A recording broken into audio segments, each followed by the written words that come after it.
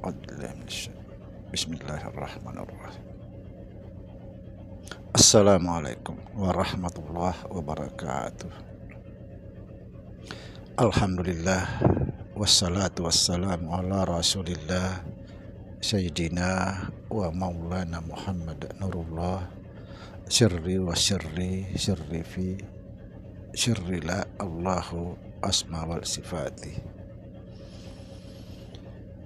Asyhadu an la ilaha illallah wa asyhadu anna Muhammadar Rasulullah.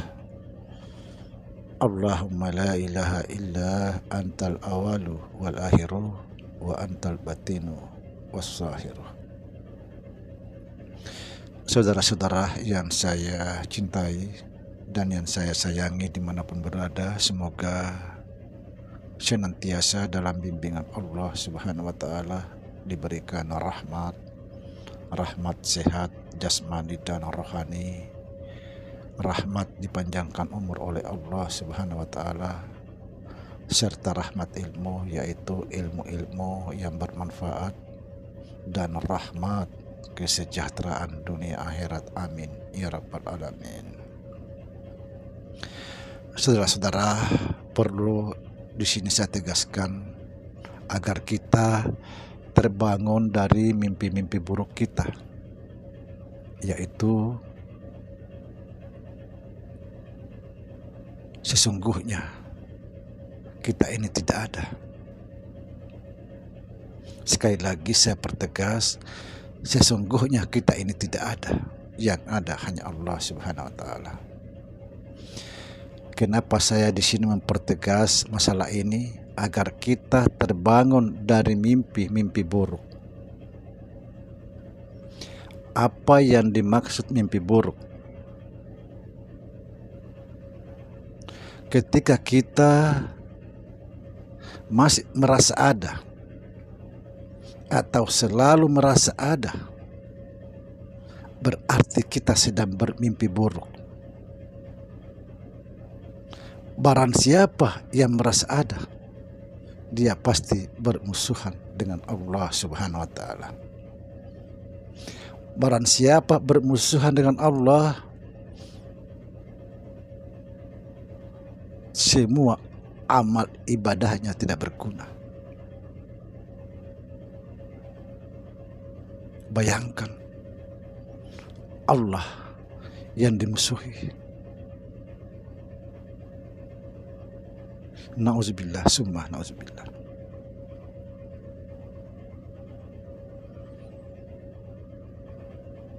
Sholat 1000 tahun, puasa 1000 tahun. Ketika kita memusuhi Allah, semua hangus, tidak berguna. Disinilah saya akan menegaskan, sesungguhnya kita ini tidak ada, yang ada hanya Allah. Dan perlu saudara ketahui, terbukanya alam dunia ini, alam baharu ini, sebenarnya Allah itu sendiri datang mensahirkan dirinya. Di dalam Al-Quran surat Al-Hadid ayat 3, huwal awalu wal akhiru wal batinu was zahiru. Dia yang awal dan yang akhir. Dia juga yang batin dan yang zahir. Kalau dia yang awal, dia yang akhir, dia yang batin, dia yang zahir, kita di mana? Artinya kita ini tidak ada. Maka kita salah besar ketika kita merasa ada.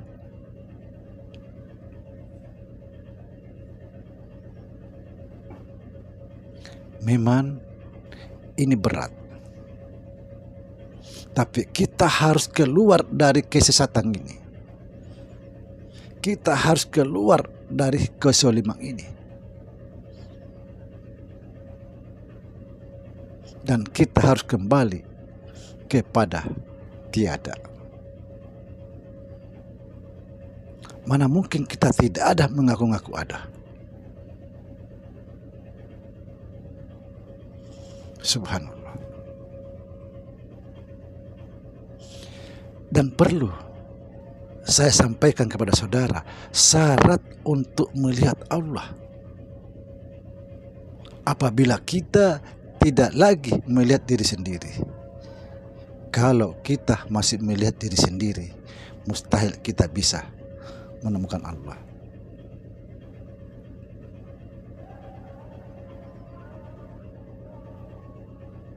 Kalau kita mencari Allah, justru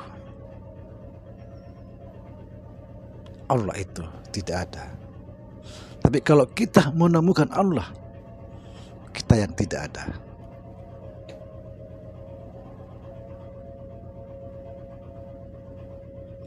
Mari kita berusaha, belajar sekuat tenaga bagaimana cara untuk kita tidak lagi melihat diri kita,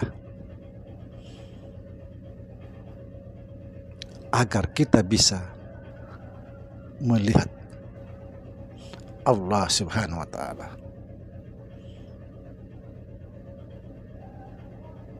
Subhanallah. Kita ini zalim, saudara. Zalim kita ini apabila kita selalu merasa ada.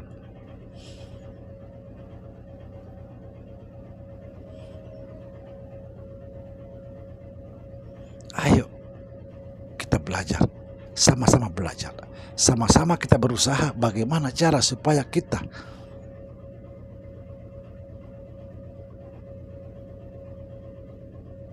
tidak melihat lagi diri kita. Saya sering menjelaskan di dalam konten-konten saya bahwa yang paling bernilainya kita ini saat-saat apabila kita tidak lagi melihat diri kita. Sebaliknya, apabila kita masih melihat diri kita, kita tidak bisa mencapai Allah. Setinggi apapun pengetahuan orang itu, sepandai apapun berkata-kata tentang ma'rifat tasawuf, ketika dia masih melihat dirinya,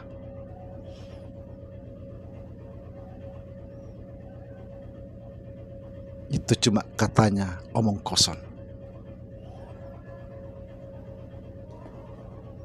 Omong kosong orang itu ketika hanya pandai berbicara tapi dia masih melihat dirinya, dia tidak bisa mencapai Allah. Karena syarat mencapai Allah, melihat Allah, apabila kita sudah tidak lagi melihat diri kita. Subhanallah.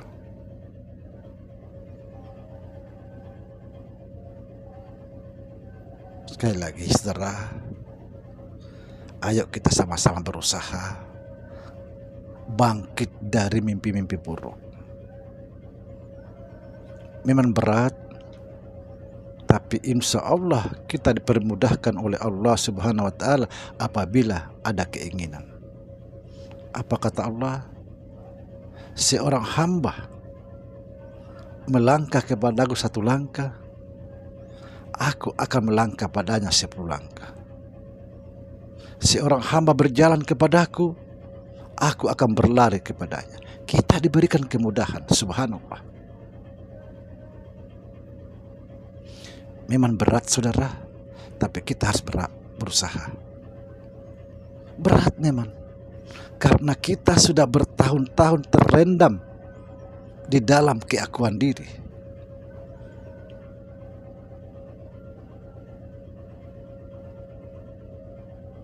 Sekali lagi, kita sudah bertahun-tahun tertanam di dalam keakuan diri sendiri.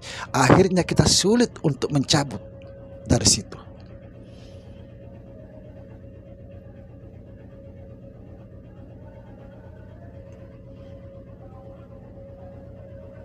Sekali lagi, terbukanya alam dunia ini, alam baharu ini, sesungguhnya Allah itu sendiri datang mensyahirkan dirinya agar supaya dia dikenal. Kalau tidak ada ini, apa yang kita bisa buat?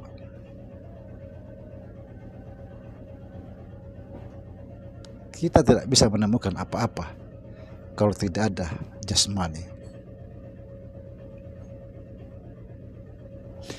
Adanya roh karena ada jasmani.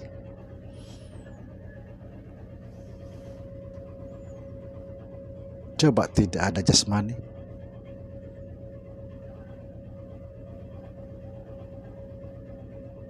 jadi untuk mengenal Allah bukan melalui roh dulu, tapi harus melalui jasmani dulu.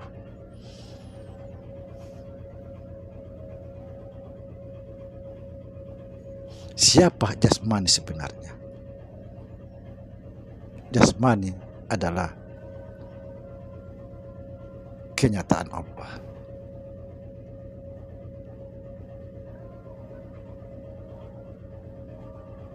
Supaya kita bisa sadar, ayo sama-sama belajar agar kita bisa terlepas dari keakuan diri. Sekali lagi, syarat untuk mengenal Allah, melihat Allah, apabila kita tidak lagi melihat diri kita sendiri. Assalamualaikum warahmatullahi wabarakatuh.